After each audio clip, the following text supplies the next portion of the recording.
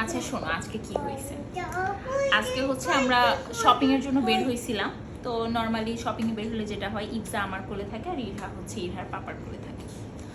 তো আমাদের বাসা ফার্ম গেটে, তো আমরা ফার্ম গেট দিয়ে যাচ্ছি। তো ফার্ম গেটে যে মেন ওভারব্রিজটা ওটা না, তার আগের যে ওভারব্রিজটা আছে, মানে মেট্রো আর ফার্ম গেটের মাঝামাঝি যে ওভারব্রিজটা, সেই ওভারব্রিজটা দিয়ে আমরা জাস্ট রাস্তা পার হচ্ছে, ওপাশে গিয়ে আমরা রিক্সায় উঠবো।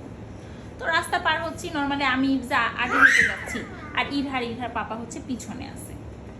তো আমি অনেকটা আগে চলে গেছি, আমি এখন নামবো ওরকম সময় হচ্ছে।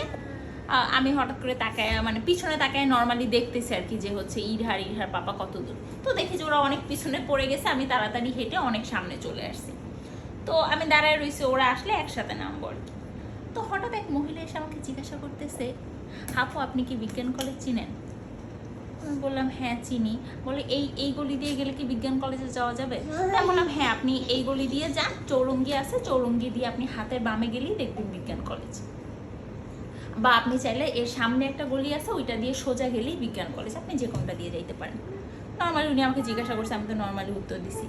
পরে উনি দেখি ব্যাগ থেকে একটা কাগজ বের করতেছে, কাগজ বের করে বলতেছে, আপু এই কাগজটা দেখে বলেন তো। আমি তো তখন সাথে সাথেই মানে বিষয়টা মোটামুটি আন্দাজ করে নিছি। তখন আমি ওনাকে একটা ধমক দিছি যে কাগজ দেখতে হবে না, আপনাকে আমি ঠিকানা তো মুখে বললাম, আপনি সেটাই শোনেন। এই বলে আমি নেমে গেছি।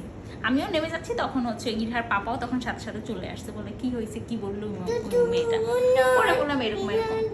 তো তাৎক্ষণিক না হলেও মানে কিছু কয়েক সেকেন্ডের মধ্যে আমি রিয়েলাইজ করতে পারলাম এই সেই কাগজের ট্র্যাপলি, যেটা মানে ফেসবুকে খুব এটা নিয়ে অনেক ভিডিও টিডিও দেখছি, যে এরকম কাগজ দেখায় ট্র্যাপ করে।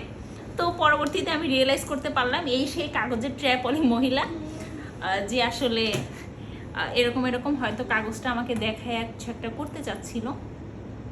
তো এরপর আমার অনেক আফসোস হইলো, আমি কেন মহিলাকে ধরলাম না। মানে কাগজটা না দেখতাম, বাট রিমন যেহেতু পিছনেই ছিল, মানে ইরহার পাপা যেহেতু পিছনেই ছিল, চাইলে ওই মহিলাটাকে আমরা হয়তো মানে ধরতে পারতাম, হয়তো বা কিছু একটা করতে পারতাম। মানে আসলে হঠাৎ করে হয়েছে, তো ওরকম কোনো প্রি প্ল্যান ছিল না, বা আমার সাথে যে কখনো এরকম হইতে পারে এটা আসলে বুঝতে পারিনি।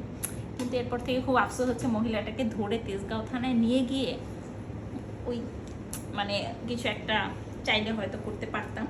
কারণ আমি যেহেতু বাচ্চাকে কোলে নিয়ে একা ছিলাম, অনেক সময় এরকম হয় আমি একা একাই বাইরে শপিং করতে বের হয়ে যাই। ওরকম অবস্থায় আমি হয়তো আজকে ট্র্যাপে পড়ি নাই, বাট আমার মতো কেউ যদি না বুঝে এরকম ট্র্যাপে পড়ে যেত, আসলে কয় টাকাই আর যেত। কিন্তু এই যে বাচ্চাটা কোলে ছিল, ওরা তো বাচ্চাটাকে ওইভাবে চুরি করতে পারে। মানে আমার কোলে বাচ্চা ছিল, চাইলে এরকম হইতে পারতো না যে হচ্ছে ওরা ওই কাগজটা দেখাইতো, আমার সেন্স চলে যাইতো, তখন তোরা আমার বাচ্চাকে আমার কাছ থেকে নিয়ে যেতে পারতো। এভাবে তো বাচ্চা চুরি করা যায়, এরকমও হইতে পারতো। বিষয়টা আসলে পরে খুব খারাপ লাগলো যে আমি হয়তো ট্র্যাপে পড়ি নাই, বাট ও যেহেতু ট্র্যাপের জন্য বের হয়েছে, কাউকে না কাউকে তো ট্র্যাপে অবশ্যই ফেলবে। আমি যদি ওকে ধরাই দিতে পারতাম, ও আর কাউকে ট্র্যাপে ফেলতে পারতো না। এটার জন্য খুব আফসোস হচ্ছে। তো যাক, ভিডিওটা জনস্বার্থে প্রচারিত, আপনারা দেখবেন, সাবধান হবেন এবং আমার মতো ভুল করবেন না। নিজে ট্র্যাপে তো পড়বেন নাই, এদেরকে পাইলে কোনো না কোনো স্টেপ মানে নিবেন, মানে এদেরকে যাতে কোনো না কোনোভাবে ধরায় দেওয়া যায়, এরকম আমাদের কিছু ভাবা উচিত। ঠিক আছে, থ্যাংক ইউ।